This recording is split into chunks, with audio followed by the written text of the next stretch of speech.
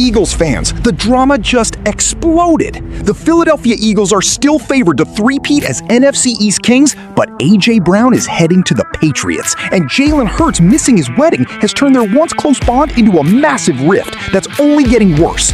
Once best friends on and off the field, now fractured. With new OC Sean Mahan bringing a completely different offense, is this the crack that finally breaks Philly's dynasty?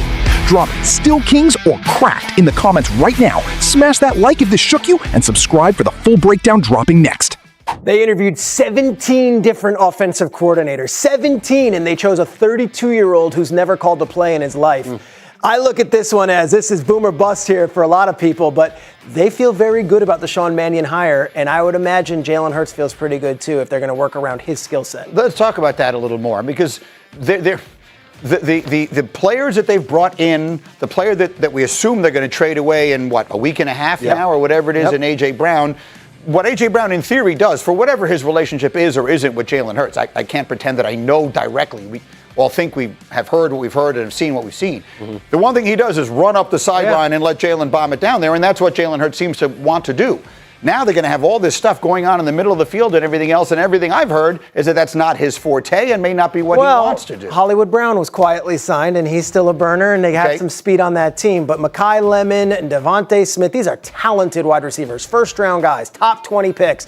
I feel like even if they get rid of A.J. Brown, I feel like they still have a core there, and they added enough pieces where they can maybe fill in the gaps. Are they the team to beat in that division, do you think, J-Mac, with the Cowboys coming up? The Giants, maybe they're a little further away. Washington, we'll see. They were 2 years ago, they were so good. What do you think right now? I still do think they are the team to beat. And I think, to your point, they drafted a slot receiver. They drafted a tight end. They're going to challenge Jalen Hurts to be able to play action and do some of those things and attack the middle of the field.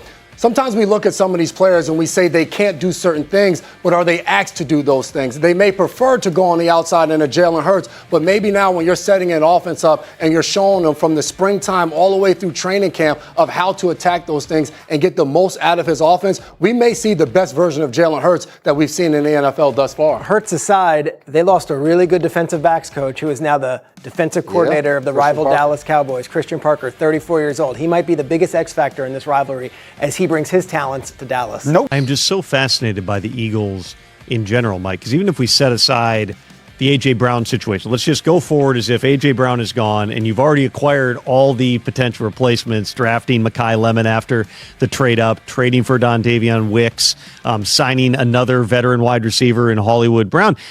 They're also going to be running a completely fundamentally different offense this year, and one that on paper doesn't seem to play to the skill set of a quarterback who was the Super Bowl MVP 16 months ago. It's Sean Mannion coming in. He played under McVay and under Kevin O'Connell. It's that style of offense. It's a vast departure. Meanwhile, you've got the things that people have reported about Jalen Hurts and where he stands with the organization. Like, what is 2026 all about for the Eagles as an organization, determining what exactly their future is? Training camp's going to be fun, and it's a little bit different when it's not live, and you're not necessarily going against defenses that are game planning. I've almost taken this as it almost could be a positive for the Eagles early in the season, because you're going to see a lot of unscouted stuff. Now, as that gets put on tape and as you get deeper into the season, how can defenses sort of adjust and say, okay, here's how we can make Jalen Hurts? Because they knew how to do it given the system last year. They knew what they needed to do to make him uncomfortable, and they did a great job of that. Now, the first go-round of Jalen Hurts, a lot of the talk was how he was better at seeing stuff and communicating stuff week to week in games than people were giving him credit for. I didn't hear a whole lot of that as we got down the stretch with last year's team.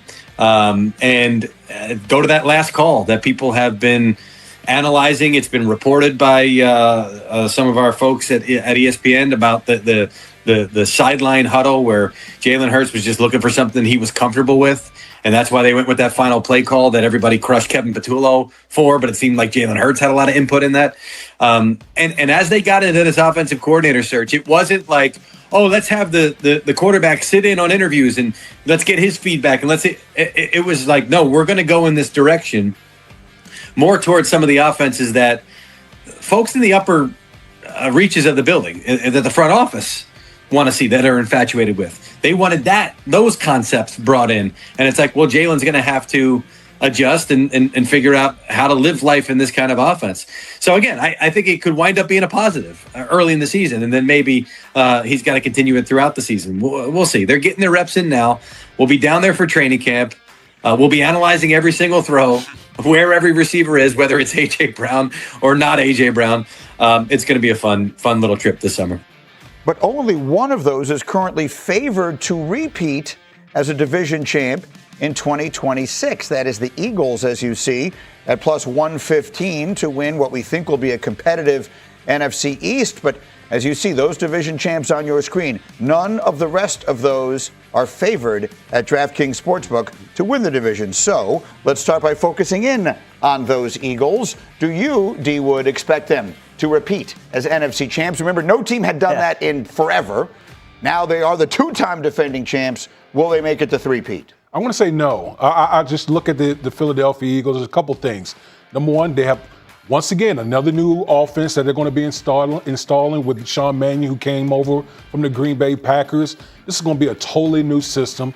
Offensive line, another year older. They already started to regress somewhat up front, on the offensive line. And so for me, when I take how would Jalen Hurts handle this new offensive system remains to be seen. Yeah, I had this conversation with Troy Aikman the other day about all the different coordinators and everything else that they've done. And Shefty, that's obviously going to be a microscopic look. Well, you mentioned that it had been, I think, 20 years since an NFC East team had repeated.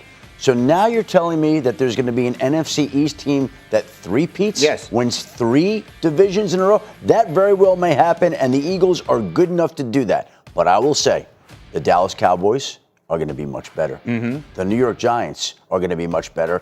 And through no fault of their own, the Commanders have to be better because they were so bad last year. Yeah. So all the teams in that division, I fully expect to be improved over what they were last year, making it more difficult for the Eagles to win their 3rd straight division title. And what also might make it more difficult, although some may wonder if it's addition by subtraction, is the pending trade of A.J. Brown. And we're waiting till June. This sort of was a hot topic around the draft. It's been a little quiet just because other things are going on and there's nothing there. But nothing has changed as far as that's concerned. Nothing has changed despite any issues in New England, despite any questions there. The trade is still tracking to happen post June 1st. I expect there to be a deal that is agreed to and completed once we get to the month of June, where A.J. Brown goes to New England and becomes a Patriot. So I mean, how does that impact them? There's very few hard, fast rules in life, but one of them is you don't usually get better by getting rid of very good players. This is a very good player, albeit one who probably wasn't happy in his situation and who probably wasn't being utilized to the maximum degree that he could be. Do you still think they get better despite his departure? Well, I mean, I find it tough to believe that you get better when you deal away an alpha in that offense. Mm-hmm. That's what A.J. Brown is. He's the alpha. He's a guy that when I need to make something happen, when I need a go-to guy, he's the guy that I look towards. Devontae Smith is a very talented player, former Heisman Trophy winner. But A.J. Brown was the alpha in that receiving room, and he'll be missed over there. Well, part of that first round, from Howie's negotiating standpoint, from my understanding, was I can't come down, right? Like I'm looking for, as I called it, a Quinnen Williams type package, which was a 2 and a 1. It would have been something around there, but the 1 was important to him. And it's like, well, then I can't come off that because every other negotiation I have going forward, they'll say, well, he eventually came off of it. I would think that like this time around, when you go through it a second time around, it's not that you necessarily came off it. It's just, okay, you rebooted it and now we almost start anew. And it's not like, oh, he came down because he took, let's say it's a 2+ or whatever it winds up being. You're right. It is a really good draft coming up. Sometimes teams are more inclined to give up higher picks because it's a year away. It's like, oh, we've got time to sort of recoup that and ways to work around it. We've got time to, whereas negotiating in March, that draft pick locked in was sort of part of everybody's plan along the way. The Rams were willing to part with one because they said, oh, it's almost like acquiring who are you going to get at that pick late in the first round that's better than Trent McDuffie. So the other part, though, is that you're right. It's such a good draft Now, the Patriots don't necessarily need a quarterback in that draft. Some other teams do. We've got one team right now that's got multiple first-round picks next year, and it's the Jets, and they're up 3-1 on everybody else too. Because I thought we would see maybe some movement. Nobody was willing to come off of one for any of these trades. So that's going to continue to be a part of this. How does Howie make this work? And maybe there's other parts at play to kind of sort of help with the compensation. We'll see. Well, and let's look at the leverage points here. You talked about how he's got to create leverage. His greatest leverage is what you said, which is I don't have to trade him. If I don't get what I want, I'll just hold him into June and July, August if I need to, September. We can put him on the field. The leverage for a team like the Patriots is, well, if we're the only bidder, you're ultimately going to have to offer the best we've got unless there's somebody else laying in the weeds, Mike. You mentioned the Rams in there. That got far enough down the line that they told Devontae Adams, hey, we might trade for A.J. Brown and trade you away. Could they still re-engage? Is there some other team that you could envision getting involved on A.J.? Yeah, that was really close. It was closer than it got with the Patriots. That was really close. And there was one point where overnight it sort of died. And it was like late one night, this could be going down by the next morning. You know what? There's too many moving parts here.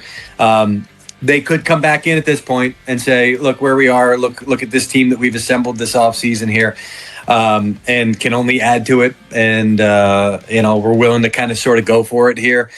And maybe that's part of the whole exchange. Do the Eagles eat some money here to help facilitate that? Can Howie do that and say, okay, well, this is how we're going to get our first round in return? Maybe put some of the financial burden on us. There's a lot of ways that it can go. I wouldn't be surprised if the Rams reemerge. Look, we don't know what's happening with Puka Nacua with this offseason that he's had. And you hope for the best for him. But that certainly, I think, might be a factor at play here because you don't know. Can you rely on him, right? Like we don't know what's happening off the field with him. So I would not be surprised if the Rams at some point re-engage and kind of check in, or how he checks in with them, and they go and conversations continue. Does he wind up being a Ram? I can't. It's tough for me to say at this point. But if there were conversations, at least. I think it's the nail in the proverbial coffin of any ideas around AJ and Jalen being as close as they once were. Eagles fans tried to argue for the last several years because you saw them celebrate after a touchdown versus the Los Angeles Rams, trying to convince themselves that relationship was still there. But obviously, you show up to people on important occasions. You show up for funerals. You show up for wedding days. You show up for Hall of Fame ceremonies. And you show up depending upon significant milestone of birthdays. If you ain't show up to his wedding, or if you weren't invited to his wedding, after also, if y'all recall, Jalen Hurts wasn't at AJ's engagement party out there in Philadelphia. Clearly, we know there was a fracture in the friendship, but that's the worst kept secret in all of the NFL. And the individuals that are trying to act like Jalen and AJ are the same level of friends as they once were, they're lying and they're gaslighting. Now, the only reason I care, beyond just like who goes to whose wedding, only reason I care is because I think it impacted the game. Because I don't think it's a coincidence that when AJ and Jalen were cool, AJ was going for 1,400 yards a season. When AJ and Jalen weren't cool, AJ was going for 1,000 yards a season. AJ plays a dependent position. He is dependent upon the quarterback throwing him the football. Now, you would love to believe in this utopian society that it don't matter if we friends, everybody got a job to do. Sure. But in positions that are dictated and to some degree benefit off of chemistry, benefit off of relationship, a fractured relationship can lead to fractured statistics and can lead to fractured records. So I don't think it's a coincidence that since their friendship fell off, the numbers fell off. But at the end of the day, obviously it's a little something. But Shady, you know. It's so funny though. Like this social media is so crazy. It gives everybody a platform. Like they find out who's at the wedding and all that. Bro. This is TMZ scary. Find out everything. Right. But listen, man. Obviously, it's not what it used to be. Yeah. Right. And I think sometimes when it's a work relationship and we're friends outside of the work relationship, and then I'm not delivering on the field because maybe it's his fault or maybe it's his fault, our relationship might get affected. And I think this is the problem we have right here. AJ was going for 1,400 yards. They was winning games, et cetera, et cetera. The offense slowed down. Offense ain't doing well. He ain't throwing the ball. I ain't catching the ball. Now it's a little friction there. I mean, I don't make a big deal about it, right? I mean, they won't probably be best friends for sure, right? But even before the wedding, we've been new this. Correct. We've been new this. So it's time to move on. I think AJ's going to a new team, right? We're going to see what Jalen Hurts looks like without AJ Brown. We're going to see what AJ Brown looks like without Jalen Hurts. I can't wait because now we won't have this conversation every day, every night. And I think this type of conversation from all my homeboys that play with the Eagles, it's affected the team. We tired of hearing about AJ Brown and Jalen Hurts. We tired of hearing about it. I think sometimes a divorce, both in romance and in football, is good for both parties. I know a lot of people that got divorced and they say, you know what, that's my best friend now. Mm-hmm. Might have cost some money, you know what I'm saying? But they best friends. Yeah. Maybe it might be a situation where, hey, AJ goes to the Patriots, yeah. right? Balls out, Jalen hits, good game. AJ might say the same thing to Jalen, and then they become cool again. Yeah. I think the issue here, football has messed up their relationship. Yeah, that's well said. You get what I'm saying? That's well said.